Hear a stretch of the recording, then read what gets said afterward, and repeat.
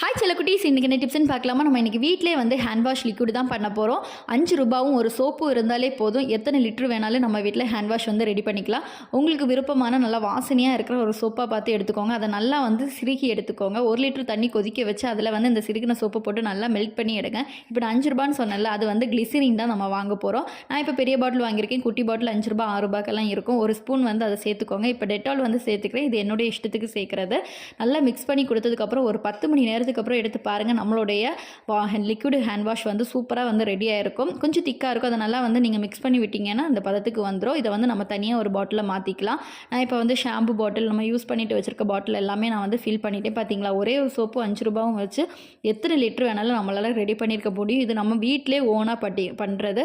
நமக்கு தேவையானது ஒன்று தான், நல்ல வாசனையான சோப்பு மட்டும் தான் நமக்கு தேவை. அது இருந்தால் நமக்கு விருப்பத்துக்கு நம்மளே பண்ணிக்கலாம். இந்த வீடியோ பிடிச்சிருந்தா லைக் பண்ணி சப்ஸ்கிரைப் பண்ணுங்கள். அடுத்த ஒரு அடிப்பொலி விலாகில் நோக்க பாய்.